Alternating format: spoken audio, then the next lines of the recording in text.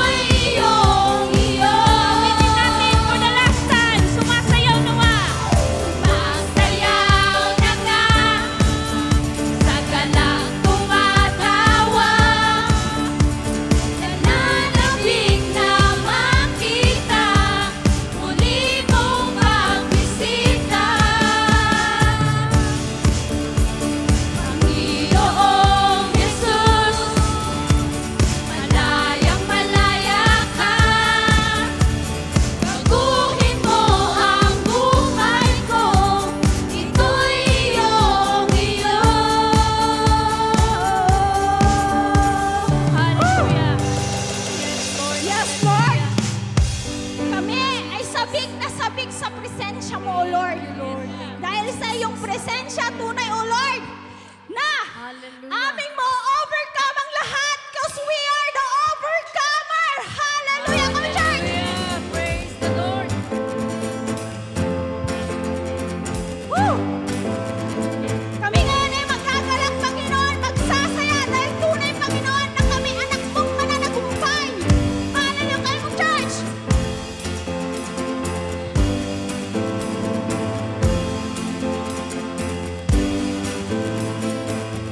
Your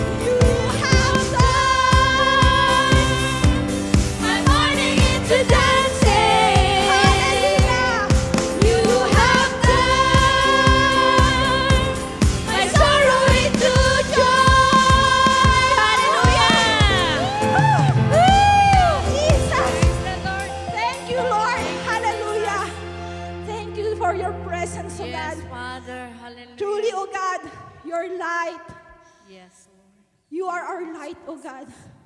Amen. You are our King of Kings.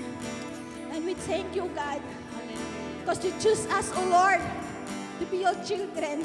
Yes. And we know, Lord, because dahil anak mo kami, Panginoon, tunay, O Lord, that we are overcomer. Hallelujah. Hallelujah. Thank you, Jesus. Hallelujah, in Jesus' name, hallelujah. Father, thank you for your presence, that in your presence we find peace, we find joy, we find strength. In your presence we find comfort. Hallelujah. Maraming salamat, O Diyos Ama, sa iyong walang hanggang pag-ibig.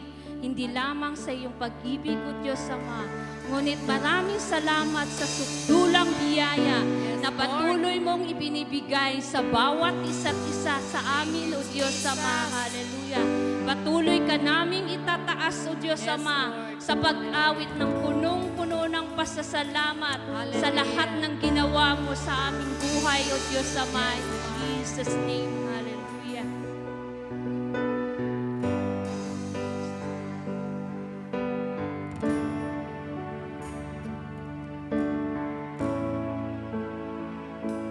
Habang ikarapat-dapat, pagkukulan ng haba at wagas mong pagsinta.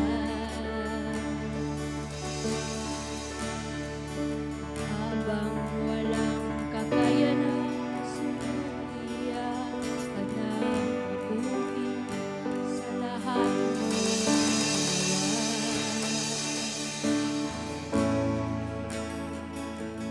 Yakap mo ako sa aking kalumihan.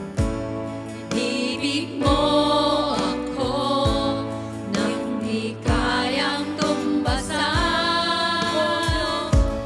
O Diyos ng katarungan at katwiran na kahit minsan di nabahira ng kabanalan kang walang iyan.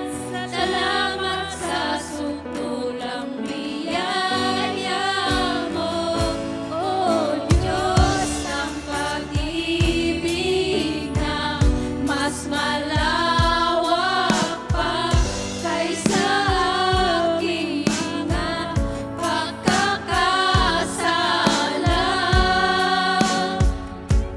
Sa buhay ko, salamat sa sukdulang biyaya mo.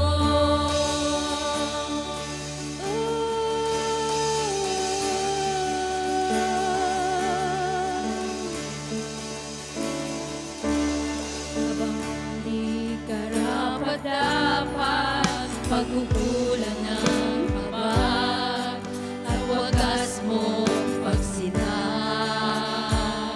Habang walang kakayahan, Habang walang kakayahan, masuklian ka ng mabuti sa lahat mong ginawa.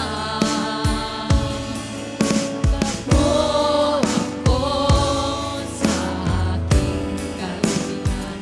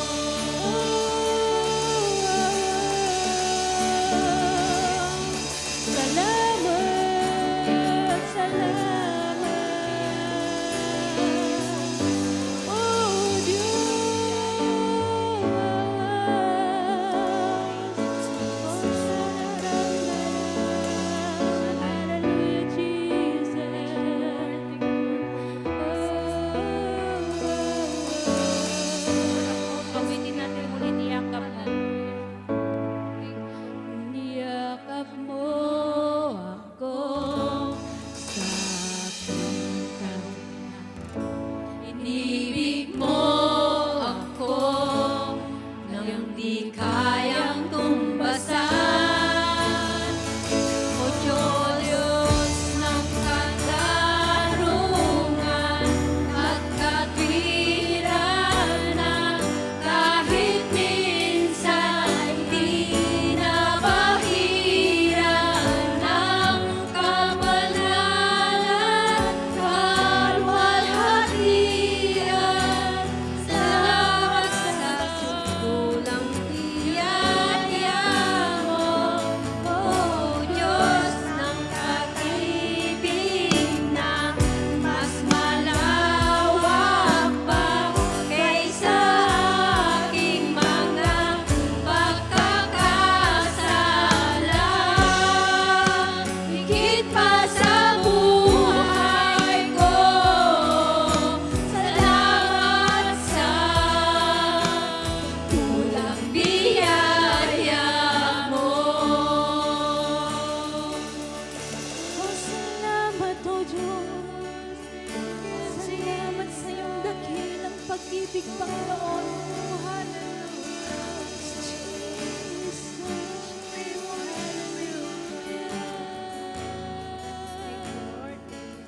Hallelujah, Jesus. Thank you, Jesus. Thank you for your grace, Father, that you continue to sustain each and every one of us, Father. Hallelujah. Thank you. Thank you for always with us, Father. Thank you that you walk with us, Father. Thank you that you continue to walk in our journey of our faith, Father, in Jesus' name. Hallelujah. Amen.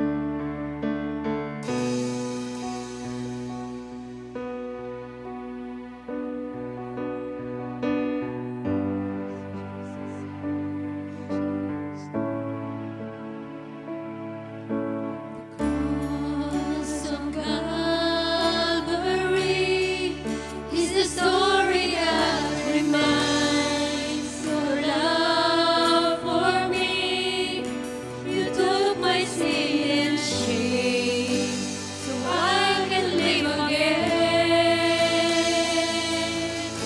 You won the victory, for you paid that price that set the captive free. Death is overcome, worthy is the Lamb.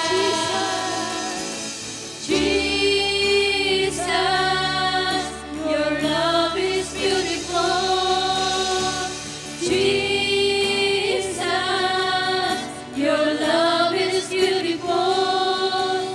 I'm longing to be close to you, my Savior. I hunger for more of Jesus. Your love is beautiful. Jesus, your love is beautiful. I'm longing to be close to you, my Savior. I hunger for more and more of you. Yes, oh God, we are hunger for more of you, Lord. We declare, oh God, truly, oh Lord, there is power in your name, oh God. Right now, oh God, ano man ang dinadala, Panginoon, ng aming mga kapatiran, oh Lord, in the name of Jesus, Lord God, we are healed, we are set free, oh God, we are delivered, oh Lord, hallelujah. Yes, come on, church, let's declare by faith that there is power in the name of Jesus. Hallelujah.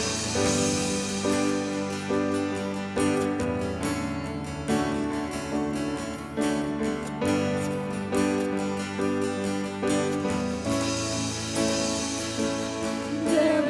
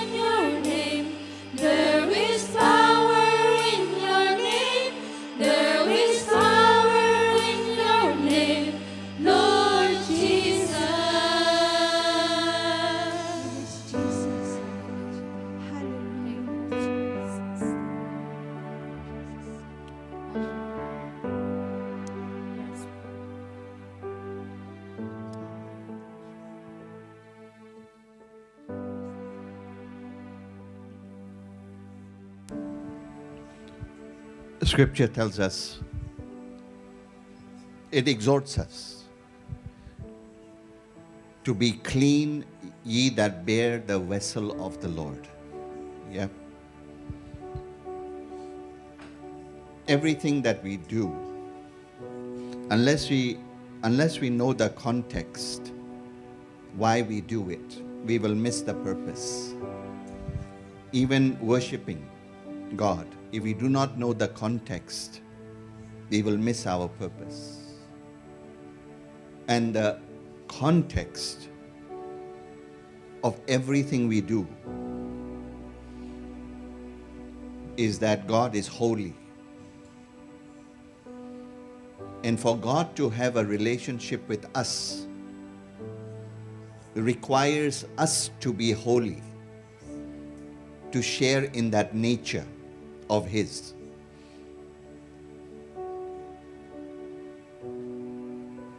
But holiness is not cleanliness, is different. Before we can be holy, we have to be first cleansed of our sins. And for us to be cleansed of our sin is not enough that we be clean one time, two times, because we will still commit sin. So God made the provision that not only did He wash our sins, but He made sure that the nature of sin is crucified. And He gives us a new nature. The nature that is His nature, that loves holiness, that loves drawing into His presence. So the possibility is there for us to sin, but the nature is not there. The nature is for us to move more and more into the holiness of God, the presence of God, the love of God. That's where we have real fellowship. Without that, you can have no fellowship with God. See, if God only cleaned you, but did not give you the nature, you will always be deficient. But He takes care of it totally. Yeah, God does a thorough job. So what we are doing here is that we are expressing our nature, that God has called us to be a holy people. God has called us. It has always been His desire that we be priests, a kingdom of priests. Not just one pastor and members, but all of us are priests. And to be priests, we must meet certain standards, which is different from others. And God has made sure that you meet that standard. Yes, we go, we have our moments, we stumble, but God has made provision for it, so that anytime we come to Him and we say, Father, wash us again, He washes you with the blood of Jesus. And He tells you, if you stay in my word will keep you clean. It will keep you clean, so that you can move into holiness and not be destroyed. Because anything unholy cannot stand before God. Amen? So today, as we partake of the bread and the wine, I want you to understand it's not just bread and wine. If you don't understand, then it is only bread and wine.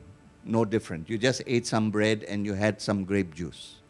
But when you understand what you are doing, then you take it exactly and apply it into your life. And this body of the Lord that is broken for you, and this blood of Jesus that was shed for you, is now the provision to provide you complete forgiveness, complete health, complete protection. So when we partake of it, I want you to partake of it with faith. Number one, because of what God has done, to allow us to come into His presence, it should fill our heart with thanksgiving. So that's why before we partake of it, we give thanks. We say, Lord, thank you. But we mean from our heart. We say, Lord, thank you for your body, for your blood. Then when we partake of it, we take the effort to receive into our life all that the body and blood of Jesus stands for. And we apply it into our life, and we say, Lord, cleanse me from all uncleanness, so that I may stand before you in purity, in holiness. Because as you are holy, you expect us to be holy, so that we can represent you to the world accurately. Amen? Yeah? So can I ask the ushers to come? My wife, you can help me. And when you receive the bread and the juice, just hold it for a few seconds. When everybody has received it, we will give thanks together, and then we will partake of it, okay? Okay, come. You may all come one by one, yeah? Come and receive the element.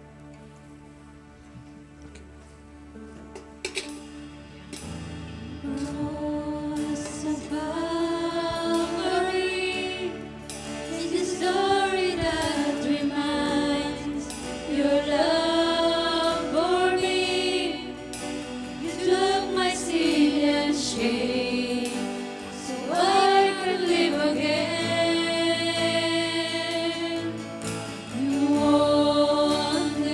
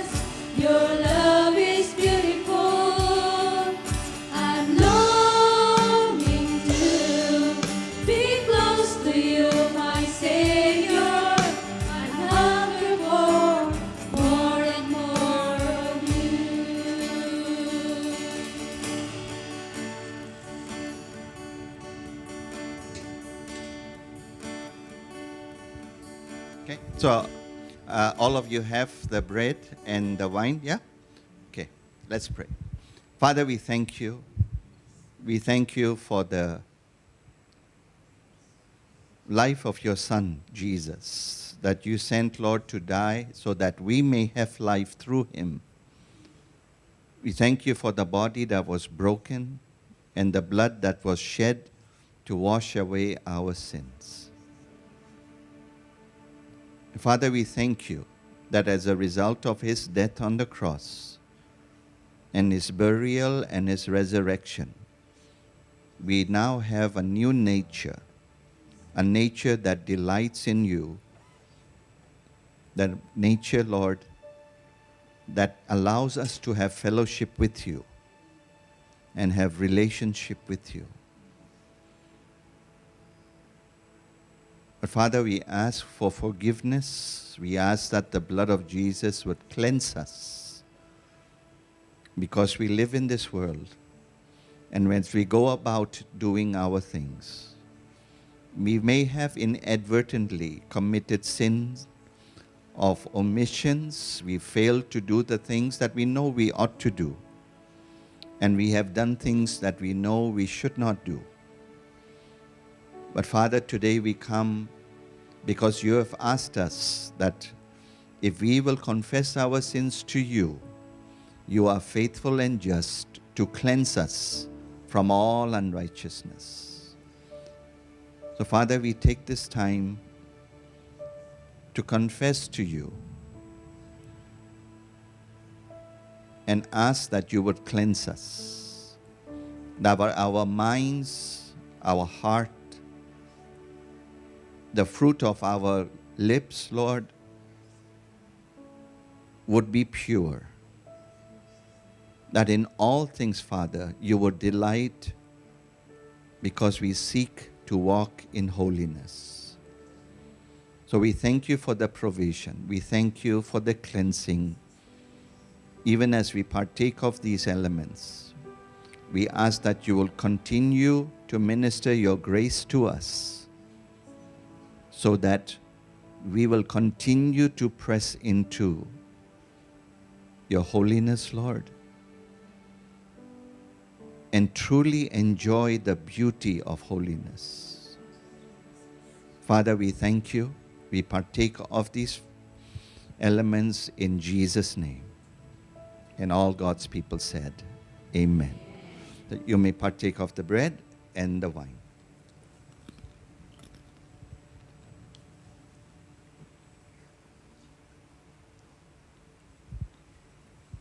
Can you sing the last chorus of this song that you just sang? The last chorus, yeah. There's power in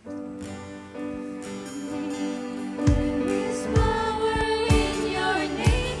There is power in your name, Lord Jesus. There is power in your name. There is power in your name. There is power in your name, Lord Jesus. Jesus, your love is beautiful.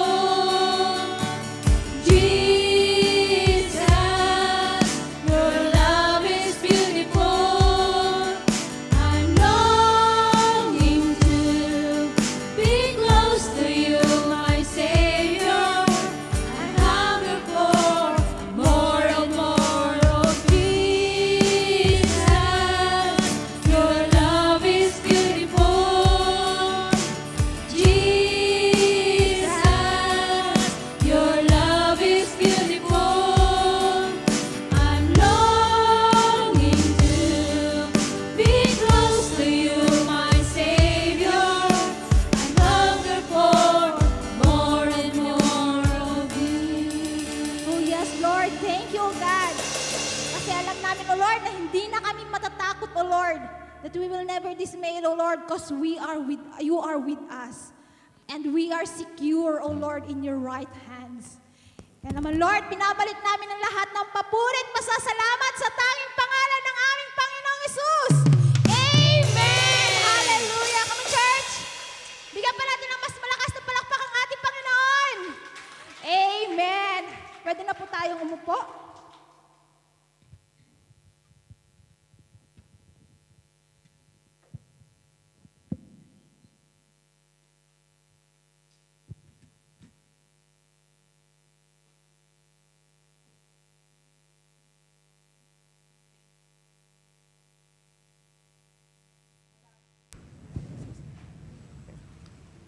Magandang tanghali po sa atin lahat. Are you blessed? Amen. So, dako tayo sa isang samba ulit sa ating Panginoon sa pamamagitan ng ating pagbibigay. Amen? Salamat, samahin ng amen. Okay.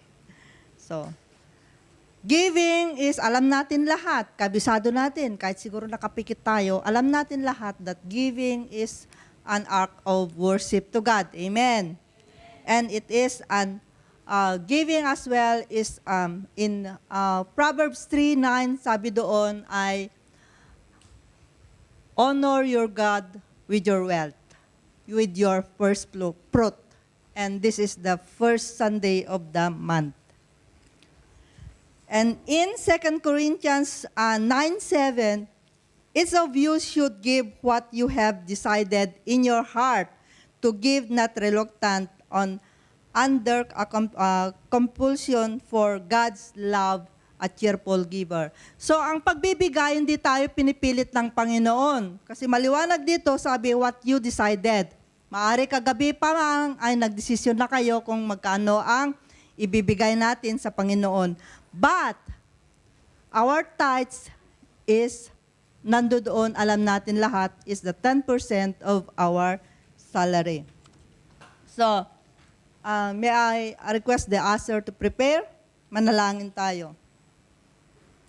Panginoon na makapangyarihan sa lahat, maraming salamat muli sa pagkakataon na ito na binigay mo sa bawat isa sa amin upang kami, O God, ay magbigay ng aming ikapo, O God, para sa iyong kingdom, O God. Lord, I pray na dalangin ko, Panginoon, na basbasan mo po itong tithes and offering na aming ibibigay, magiman ang aming bawat isa sa amin, O Lord. I-bless mo po, Panginoon, upang sa ganon, O Lord, ang ibibigay namin na tithes and offering, ito po ay magamit, Panginoon, para sa kalalawak ng Ebanghelyo mo. For we believe, Lord, na sa aming pagbibigay, O God, ay marami pang kaluluwa ang maabot, Panginoon. Lord, dalangin ko rin po, i-bless mo ang aming mga employer, Panginoon, na sila po ang source ng aming income, O God.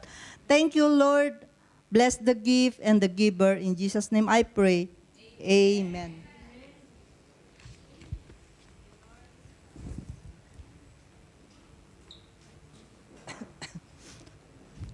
So, meron tayong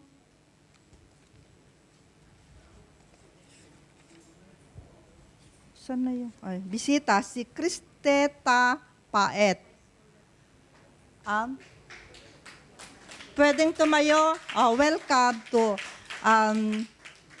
We hope and pray na hindi lang ito yung first and last, but ito yung umpisa ng ating pagsama-samang magpuri at magsamba sa Panginoon. So, ang announcement is yung dati pa rin. We have downwards every Sunday and Wednesday. 4:45 to 6 o'clock. And then Bible study every Friday, 9:30 to 10:30. And life group, wag natin kalilimutan, every second and fourth Sunday of the month ay magkakaroon tayo ng life group. So, kung sino yung mga grupo ninyo, wag nyo lang antayin yung leader nyo na i-gather kayo. Punta kayo dito. Like example, gentleness, dito kami. Patient, dito. Ganun na. Para hindi ba hirapan yung leader na maghanap. Sa lamesa, lahat namang lamesa doon. I think a patient is, mayroon silang respective na So, ito ay isang paraan para tayo din ay lumago sa ating, hindi lang ating spiritual, pero we grow in our personality to develop yung courage natin na magsalita. Maring mayain tayo, but sa gathering na ito, matutulungan tayo na ma-build yung confidence natin, yung courage natin, and boldness na mag-share or pagkatapos na mabuild tayo, makapag-share na tayo ng ibang Word of God sa labas. Ganun lang yun. Yun ang sikreto ng ano. So, kung naupo lang kayo doon, kumain na kayo, wala nang ginawa, wala. Oh. Tapos ang kontrata dito, wala pa rin. Gusto nyo bang ganun? Buhay ng Kristiyano, hindi ganun ang gusto ng ating Panginoon sa atin. Amen? Hindi ako magpipreach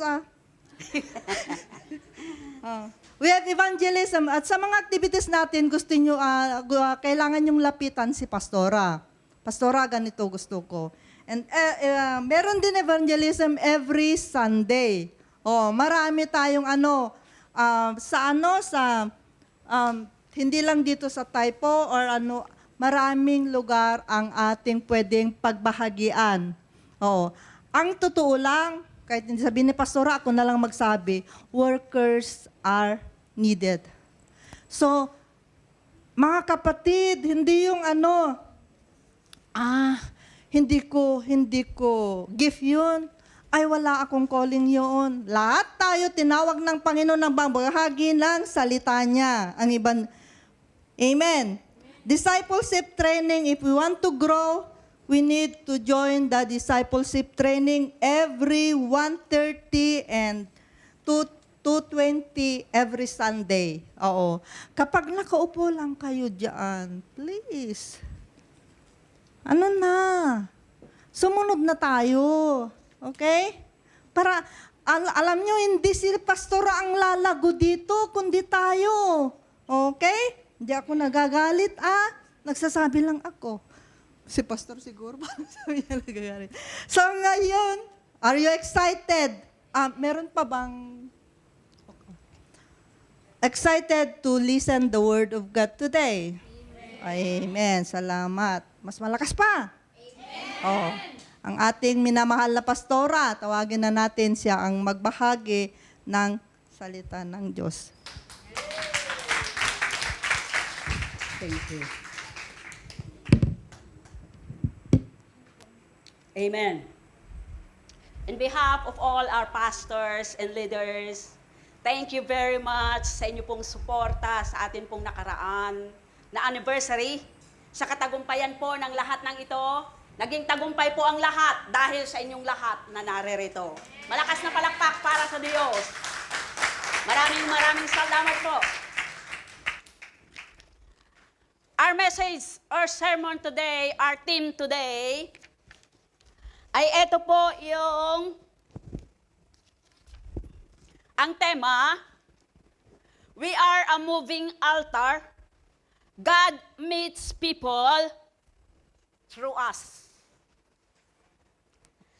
Tayo daw po yung dambana na naililipat at kinakatagpo ngayon ng Diyos ang mga tao sa pamamagitan mo.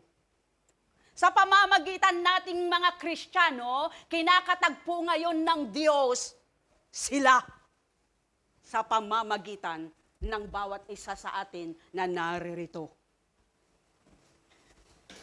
Nakukuha po natin?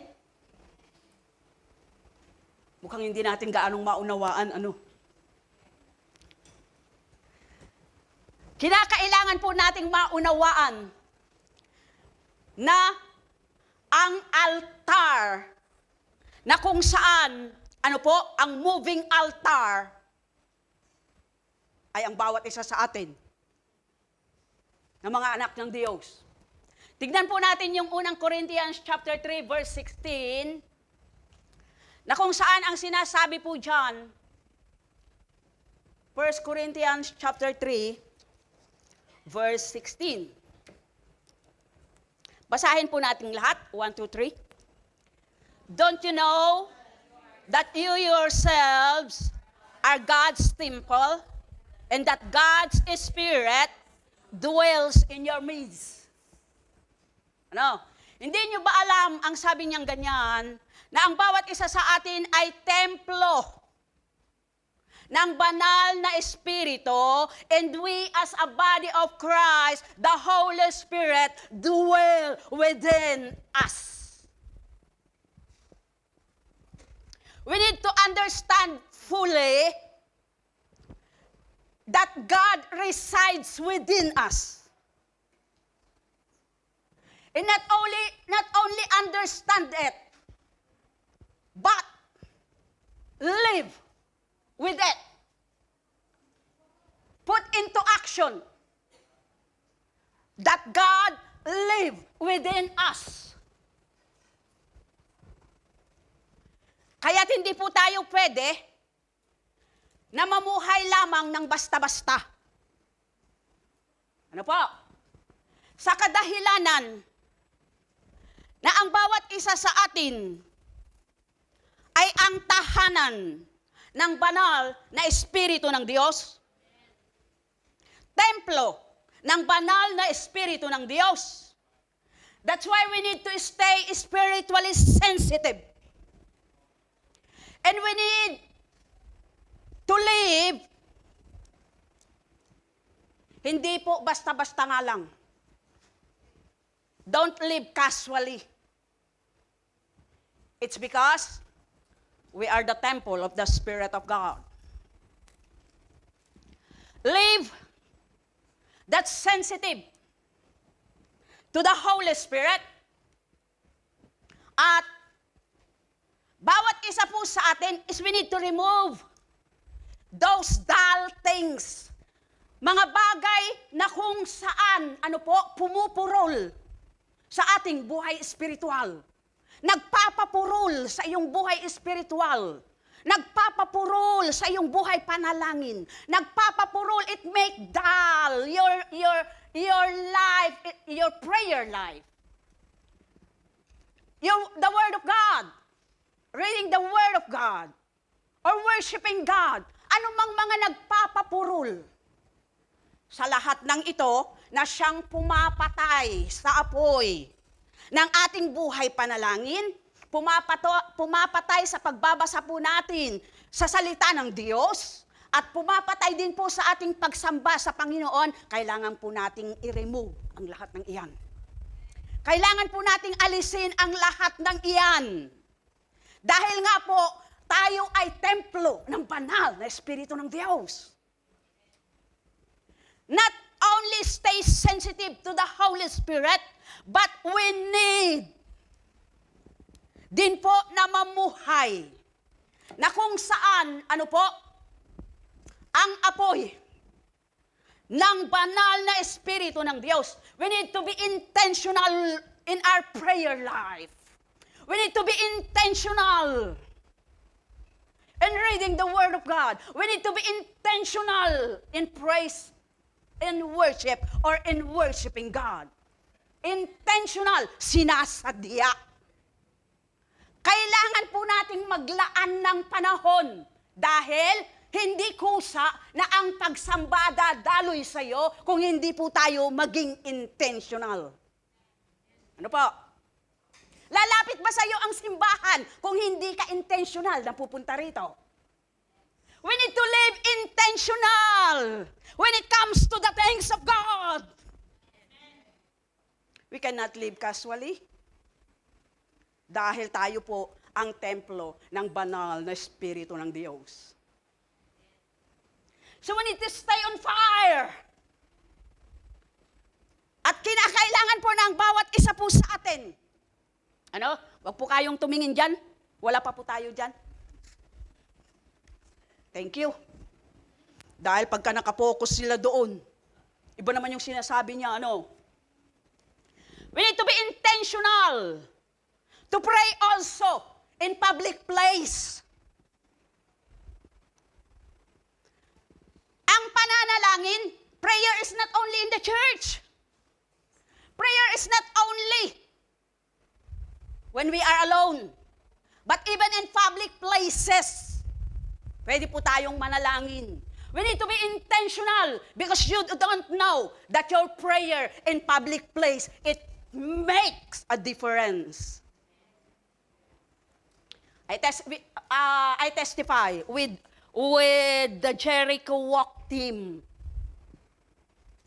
We make a Jericho Walk 7 times in the building, outside the building, and at the same time, all this building here, where we declare that God will move in the hearts of all people, all families, in all the buildings that are living in the buildings, and with all the Filipinos to come to the Lord and praise God. We have one sister here, Sister Ina.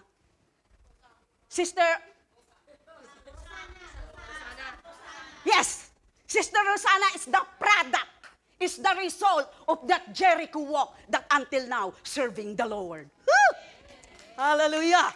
Yes, we need to be intentional in our prayer, even in public places, even when people that we don't know, once God tell us to pray for them, we need to be intentional. It's because God is doing something.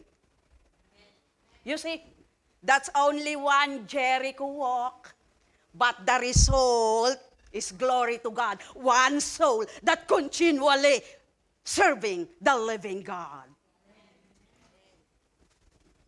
Kaya maging intentional po tayo sa lahat po ng iyan, because we are the temple of the Spirit of God. We are a moving altar that God meeting the people through us. Nakakatagpo ngayon ng Diyos ang mga tao dahil sa pamamagitan mo. Dahil sa pamamagitan natin, sa dami nating ito, maraming maaabot ang Diyos. Kung tayo pong lahat ay kikilos. Ano po? Kaya tignan po natin. Let us see those 4 main points that we have. As we are a moving altar, God meets people through us. That let our life reflect God. Yung buhay po natin. Let people know. Let people worship God because they see God in your life. They see God in our life. Nagre-reflect ang Diyos sa buhay ng bawat isa sa atin. At kapag ganyan po yung nangyari, sasambahin po nila ang ating Diyos na buhay. Kaya ang pinakaunang puntos, dito po, so we are a moving altar. That God meets people through you.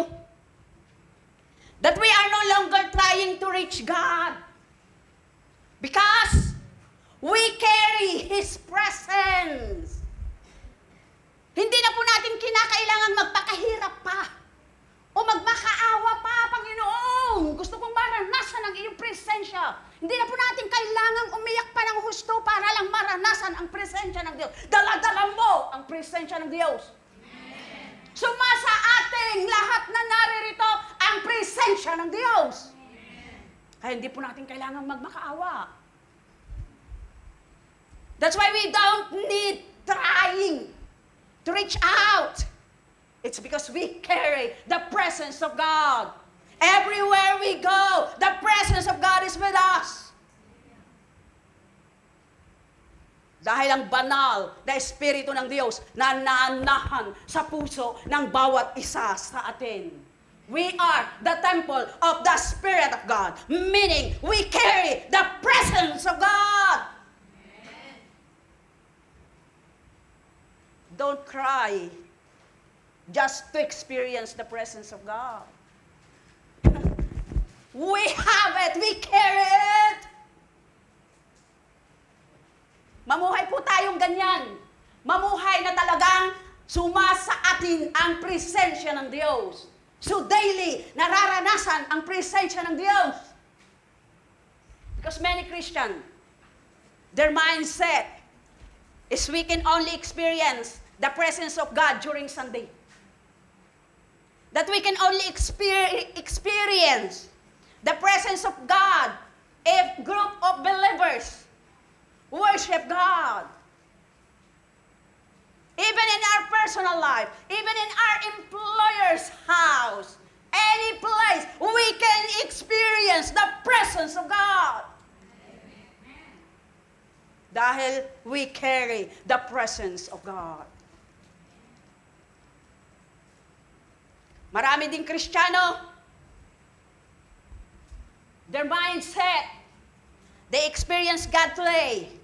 Once they will go home, the presence of God left in the church.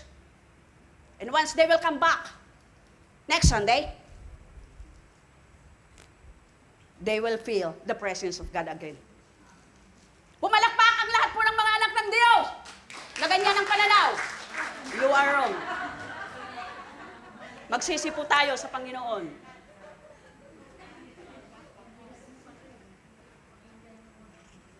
Hindi po ganoon ang presensya ng Diyos. Kailangan pala yung mga pumalakpak ay tinignan ko talaga, no? Para kailangan magsisi sa Panginoon, ano? The presence of God ay hindi po sa ganoong mararanasan. Dahil ang presensya ng Panginoon, nararanasan po daily ng mga anak ng Diyos. Daily we experience the presence of God. Daily we encounter God. No need to wait Sunday to encounter God. Ano po? Dahil, maliwanag po yung sinabi sa number 1, we carry the presence of God. Because we are the temple of the Spirit of God. Ganyan po natin tignan. Ganon po tayo mamuhay.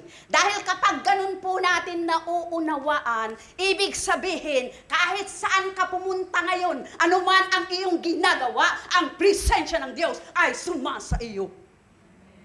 Kasama mo ang Diyos. Kahit na anong pinagdadaanan mo, kahit anong struggle mo sa buhay, kahit anong pamang nararanasan mo, sa lahat ng iyan, hindi ka nag-iisa, kundi ang presensya ng Panginoon ay sumasa iyo. Ganyan po natin dapat tignan. That we carry the presence of God. And that number 2 point, na dapat po nating maunawaan. Everywhere we go becomes a place of encounter. 2 Corinthians chapter 2, verse 14 to 15. Basahin po natin yung sinabi niya dyan sa 2 Corinthians chapter 2, verse 14 and 15. Now thanks be to God who always leads us in triumph in Christ, and through us diffuses the fragrance of His knowledge in every place. For we are to God the fragrance of Christ among those who are being saved and among those who are perishing. So nakita po natin, it shows to us everywhere we go, when you enter to your work, when you enter to your office, when you enter to the school, when you enter to the house of our employer. Maliwanag po ang sinasabi dyan. Ano po? Dahil ang Diyos ay sumasa atin. It's because God resides in us. God is within us. Mararanasan nila ang Diyos sa kanilang mga buhay. Kaya't kung atin pong nauunawaan po ng husto niyan, ipinapakita po niya sa atin, ano po? Mababago ang atmosphere ng bawat lugar, every place that you enter, every work. School. Once we enter, we carry the atmosphere of heaven. Kita nyo, ganun kakapangyarihan meron ang bawat isa sa atin dahil sa presensya ng Panginoon na sumasa atin. Nababago yung atmosphere. And indeed, that is a testimony. Doon po sa may mga amo. May mga amo sa inyo na madalas kaguluhan sa tahanan. Nag-aaway. Always declare the spirit of peace in that house. 100%. Yung kaguluhang iyan, mababago ngayon at ang kapayapaan ang siyang manghahari sa tahanang iyan. Yes. I have employer before. I don't like to go home. Every time I'm outside the building, I'm counting the floor. If I see that there is light, oh Lord, they are present. I don't like to go. But I don't have choice. I need to go. But what God tell me is that is not the solution. The solution is every time I go home, before I enter, this is the door. I declare that this house is for Jesus Christ. This family is for Jesus Christ. And the Spirit of God in this family, in Jesus' name. Wow! It manifests physically. Amen. Indeed, the peace of God in that house manifests to the point, oh, I want to go home early. Indeed, the atmosphere changed. It's because of the presence of God in our life. Pero doon sa mga mareklamo, lalo niyong pinalalala yung sitwasyon niyo. No. We can change the atmosphere because of the presence of God in our life. Because every place that we enter, even a store,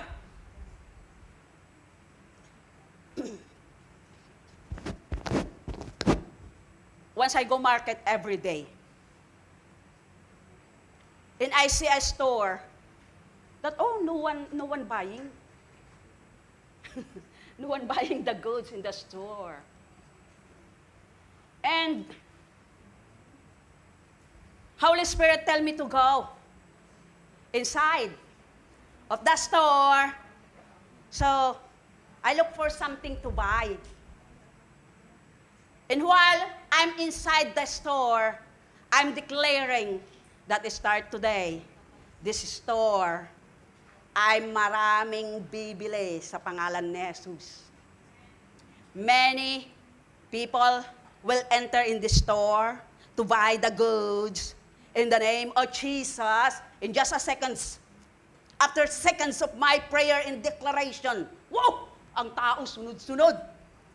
Hindi na magkanda-ugaga yung magtitinda. Indeed, there is power in declaring with faith, especially in line in the Word of God. It changed the atmosphere. So let us change the atmosphere.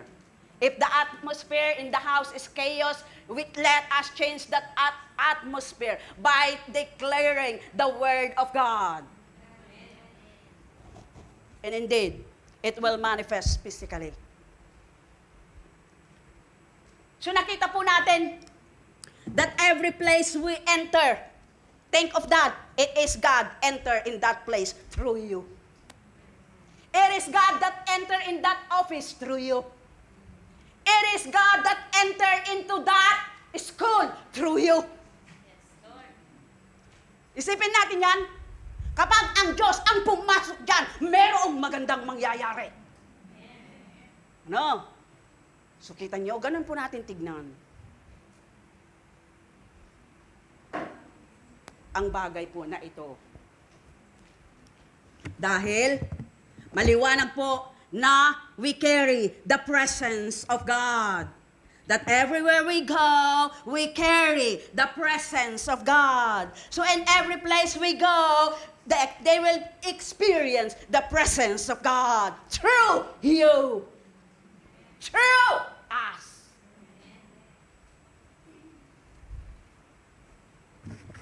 At yung pangatlo, ano po? Ay ito po yung altars. Carry fire, not just structure. Before, in the Old Testament, Christians go to the altar.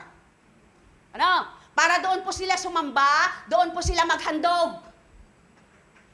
Pero ngayon, ano po?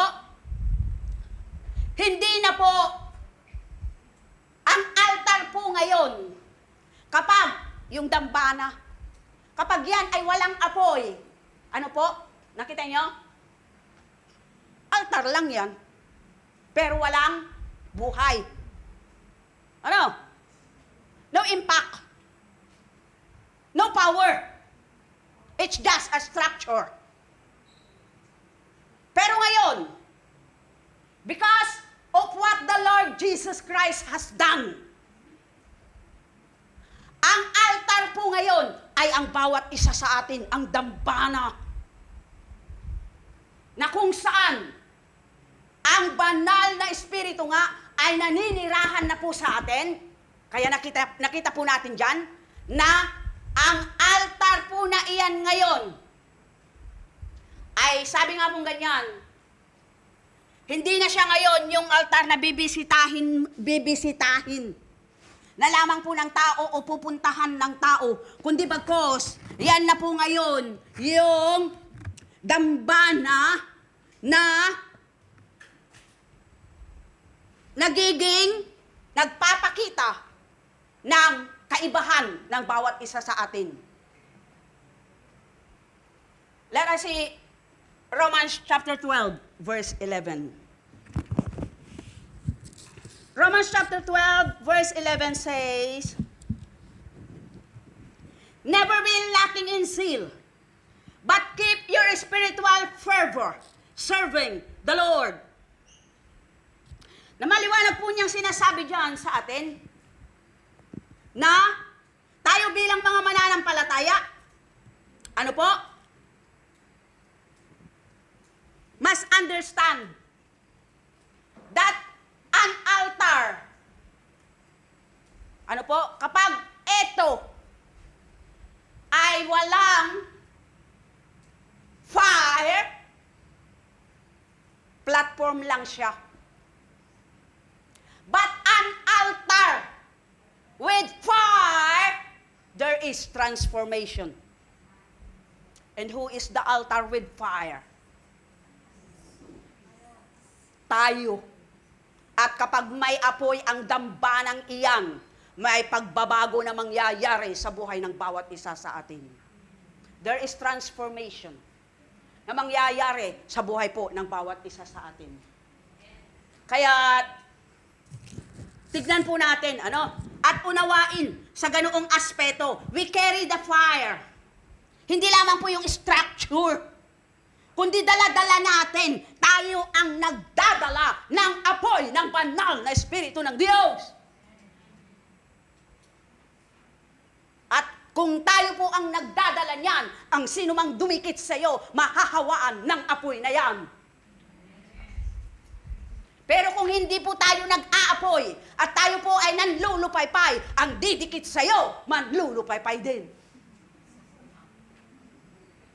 Kung tayo po ay nanlalamig, or tayo po ay sala sa lamig at sala sa init, ang didikit sa iyo, magiging sala sa init at sala sa lamig din. At yan ay isusuka ng Diyos. Maliwanag ang sabi ng Biblia. Ano po? Ayaw ng Diyos ang sala sa lamig at sala sa init. Ang nais ng Panginoon sa bawat isa sa atin is that we carry that fire of the Holy Spirit in our life. So that anyone that will come near us, mararanasan din po nila ang apoy na yan. Mamuhay po tayo ng ganyan. Dahil, maliwanag po ang sinasabi niya, yung buhay ng bawat isa sa atin need to be burned with passion. Because without passion, ano po? Kung sa atin pong paglilingkod sa Panginoon walang passion, you will not reach soul. Because you don't have passion. We need to live with passion. We need to live with zealousness. Upang makapaglingkod po tayo na makapaglingkod patuloy pa sa ating Panginoong Jesus. It is the compassion sa puso po ng bawat isa sa ating naririto ang siyang magtutulak sa atin upang abutin ang mga wala pa kay Kristo. Yung compassion na iyan And the same compassion that the Lord Jesus Christ have is the same compassion na meron ang bawat isa sa atin. Hindi na po tayo titigil hanggat merong isang kaluluwa na maliligaw. Hindi na po tayo titigil ng pangangaral hanggat merong isang tao pa na hindi nakakarinig o tumatanggap sa ating Panginoong Yesukristo. Yung compassion na yan, ang kailangan po ng bawat isa sa atin. Because carry the fire of the Holy Spirit ay yung compassion po na yan. Ang kailangan po ng bawat isa sa atin. We need to be fervent in spirit. Ano? Kauhawan natin ang banal na espiritu ng Diyos sa kadahilanan na makikita po natin dyan. Ano? Magkakasama po ang mga yan, hindi nyo pwedeng paghiwalayin. Dahil kapag tayo po ay nag-aapoy sa passion, yung kabanalan at kapangyarihan ng Diyos ay sumasa atin at ang pag-aapoy sa banal na espiritu. It's like more and more and more and more of you, Lord. Yung mararanasan ng bawat isa sa atin at yung nanaisin ng puso ng bawat isa sa atin. We are not satisfied for less anymore. We are not satisfied na nararanasan lamang ang presensya ng Panginoon kapag hindi maganda ang lahat, kundi bagkos, daily sa ating mga buhay, nanaisin na ng bawat isa sa atin na maranasan araw-araw ang presensya ng ating Panginoon. It's because we carry the fire of the Holy Spirit of God. Pang-apat, at dito na po tayo magtatapos. Oh, nakahinga sila ng maluwag. Malakas na palakpak para sa Diyos! Pumalakpak nga po sila kasi matatapos na tayo. Ang lungkot naman yan. Ano? They are so happy because soon we will finish.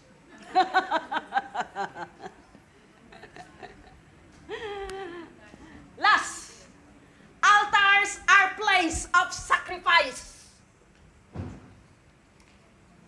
Altars are place of sacrifice. Na kung saan, Romans chapter 12, verse 1 and 2, offer yourself as a living sacrifice. Sapagkat, yan ang katanggap-tanggap na pagsamba sa Diyos. Sarili po muna natin. Dahil kahit na maghandog ka ng maghandog, ibigay po natin lahat, pero hindi mo naman inihandog ang iyong sarili sa Diyos. Walang saysay ang iyong handog. Dahil ang hinihingi po ng Panginoon sa bawat isa sa atin, na ang una po muna nating ihandog ay ang ating mga sarili. Ang ating mga buhay. Dahil ito yung karapat-dapat na pagsamba sa Panginoon, dahil kapag yun po ay atin pong nagawa, everything will follow. Apo, hindi po tayong mahihirapang magbigay na ibalik ang nararapat para sa Diyos. Nakita nyo? Because you fully surrender your life to the Lord. When it comes to your time, when it comes to your talent, in everything, no difficulties to offer it as a sacrifice to God. It's because you offer yourself first as a living sacrifice. Yan po yung kailangan po natin unang gawin. At dito po sa sacrifice na ito, makikita po natin dito, when it comes to sacrifice, is we need consistently something must be laid down, which is daily. Daily lay down something. This is not, surrender is not happen one time. Like Pastor John said before, during communion, this is not happen one time. This is daily. Surrender our will. Surrender all distractions. Let us surrender to God our flesh. Those are daily. Dahil, hindi pa nga, dahil nakagagawa pa rin po tayo ng kasalanan. Sino na po dito yung hindi na nakagagawa ng kasalanan para lumabas? Ala. Diyan tayo pumalakpak para sa Panginoon.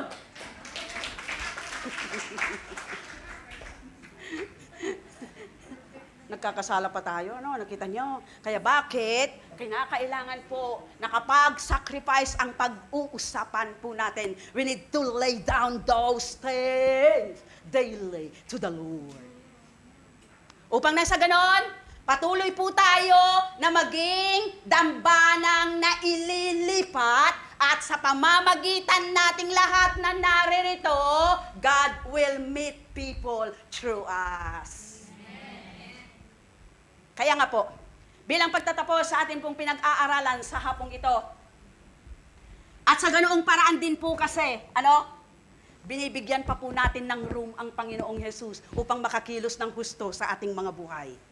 And the more na ang Diyos nakakakilos ng husto sa ating mga buhay, mas makakakilos din ang Diyos sa buhay ng ibang tao sa pamamagitan mo.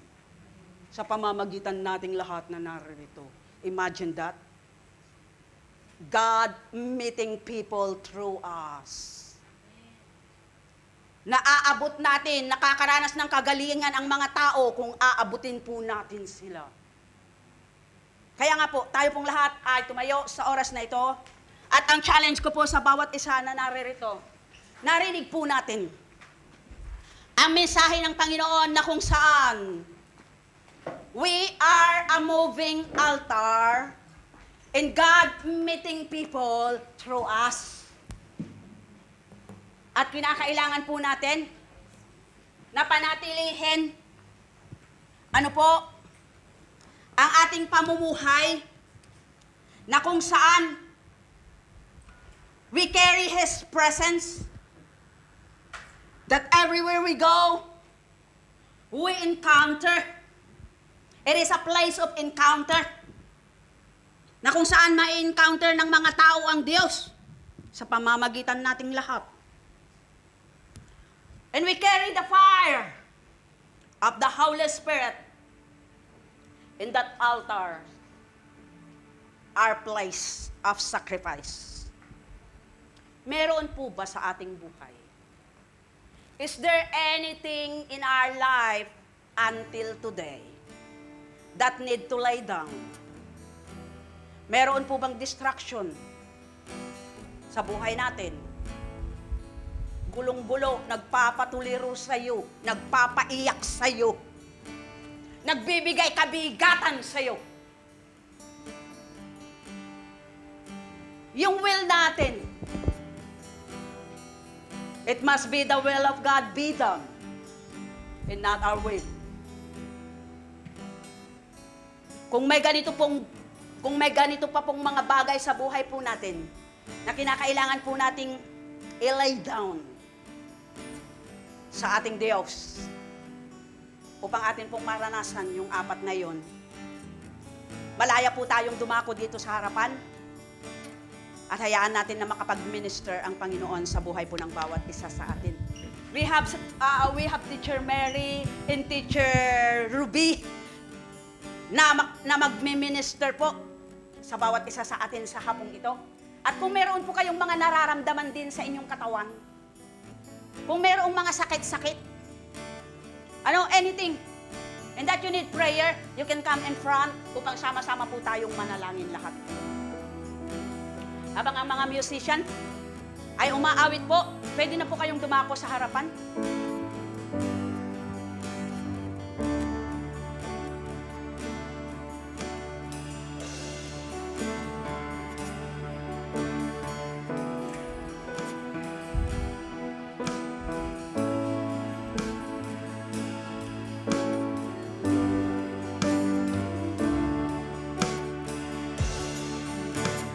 That I am, that I am.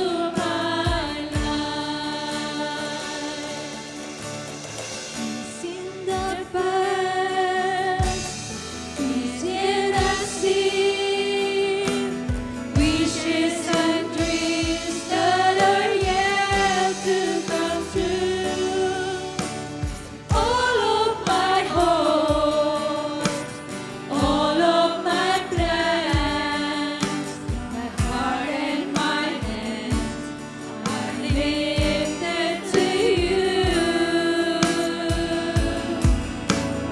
Lord, I offer my life to you. Everything I've been through, use it for your glory. Lord, I offer my days to you, lifting my praise to you.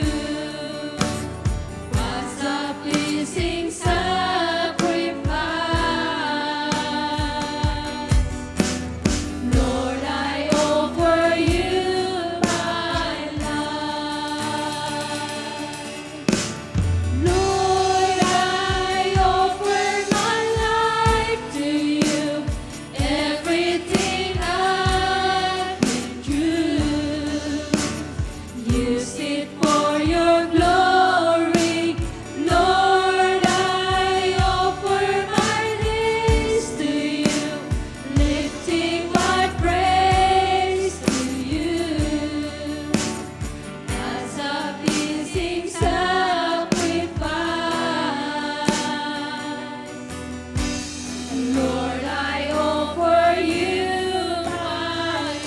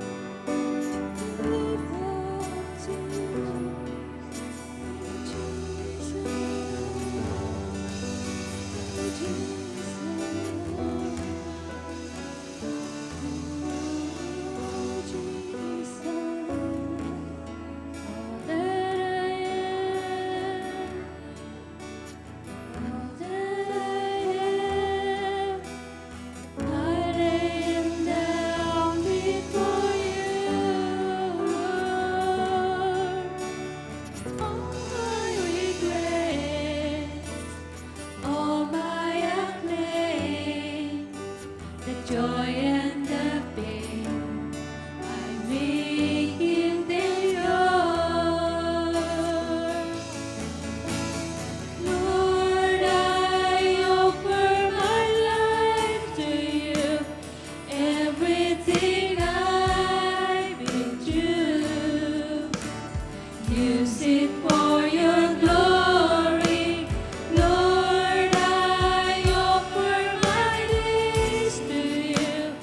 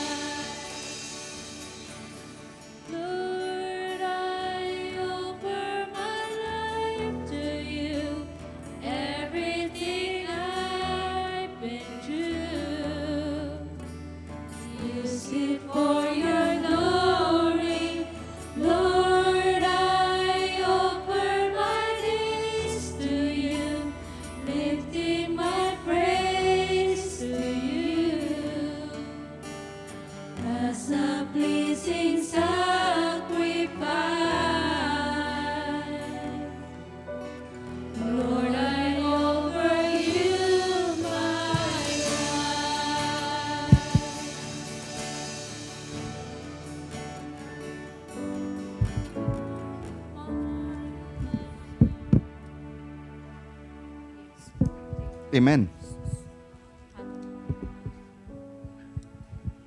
Good word. Yeah? Were you blessed by the word? Yeah. Sit down, sit down.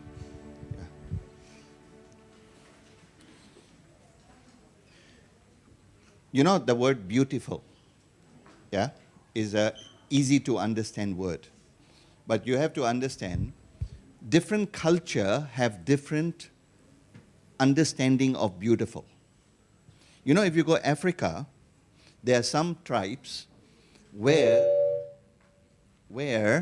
they consider women who have long neck to be beautiful, right? They are considered to be beautiful, and so from a young age, they try to make their necks long, yeah?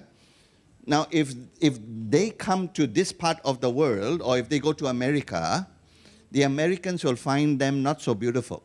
They'll think they are very ugly. Why would a person have such a long neck? Yeah?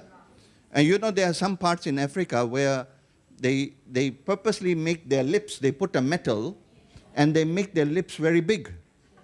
Right? Now, we think that is torture. But in their culture, the bigger your lip, the more beautiful you are. Yeah? So, beauty is defined by the context, the culture that you find yourself in.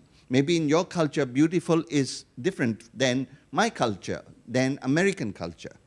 In the same way, in the Bible, holiness is beautiful in the eyes of God. Okay? In the eyes of God, His standard of something that is beautiful is holy. If something is holy, He's attracted to it because it's His nature. It's in His nature.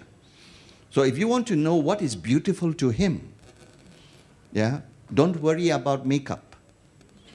Yeah? Don't worry about all of these things. These things are only good in this world that we live in.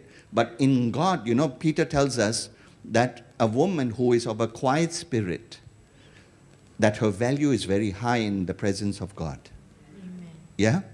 So I want you to slowly, throughout these next few weeks, begin to think about what is the beauty of holiness. Because once you understand that is beautiful, you will be attracted by it. And you will not be attracted by other things. See, in the Bible, God, when it talks about sin, it talks about its ugliness. Sin is ugly. See? But because we find it pleasurable, we think it's beautiful. See? So until our sense of beauty is shifted, we will not be able to overcome the temptations, the sins, the lust of the flesh, lust of the eyes, the pride of life. And yet, that is the basic level that you must overcome to be useful for God. Okay? I'm just telling you, this is the standard, but praise God, He wants us to reach this standard. Okay? He doesn't want us to live at this standard. And we can reach at this standard. Amen? We can walk in such a way, yeah, that holiness is reflected in our life. And whatever we do becomes beautiful. Amen? Okay? So, now we want to celebrate the most beautiful day in a person's life. Their birthday. Okay? So, I want to ask who is born in the month of May? Month of May.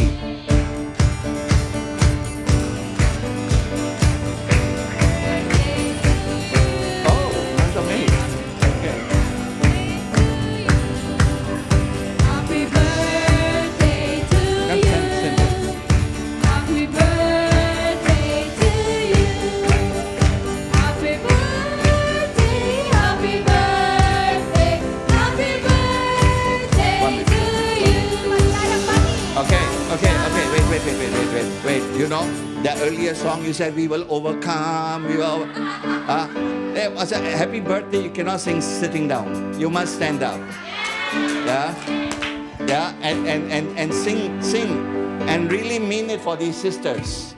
Yeah, they're away from their family, but this is their family. That's right. Amen. So let's truly wish them a happy birthday. We can shake a little bit. That's up to you. Birthday to you. Happy birthday to you. Happy birthday, happy birthday, happy birthday to you. May the Lord God bless you. May the Lord God bless you. May the Lord God, may the Lord God, may the Lord God bless you. Yay! It's time to swing off the lights. So you can go like this instead of blowing. Okay, come on. Let's go 1, 2. Okay, come on. Okay, we need your help, everyone. Good.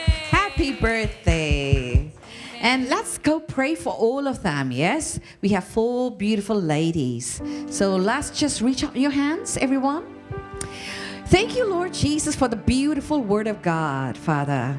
We thank you, Lord, for these beautiful ladies, serving ladies, special ladies, Lord. I pray for good health.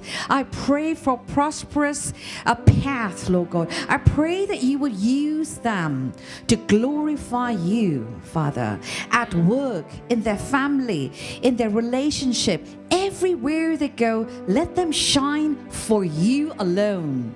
And I pray that your hand be upon them. We ask this in the name of Jesus. And everybody say, Amen.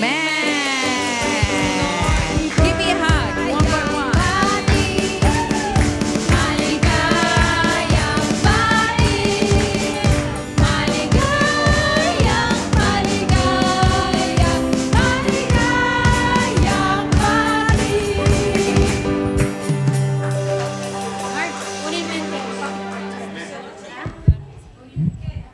Okay. A sister is going to eat the cake by herself. Okay, if you can raise your hands, I will pray the benediction on you, except the sister. She has a cake. She cannot raise her hand. You can put it down. Okay. Be in the attitude of receiving. Okay? Whatever it is, whatever you are troubled with, just receive the favor and blessing of God. Okay?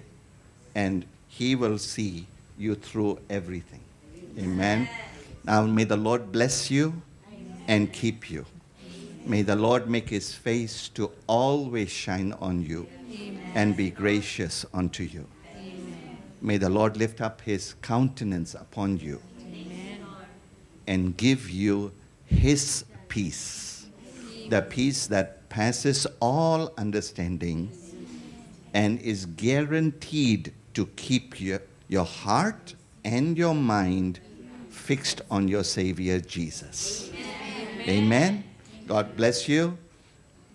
Spend some time in fellowship until we come next Sunday, Mother's Day, where we will celebrate the greatest gift that God has given us. Amen. Thank you, worship team. Thank you.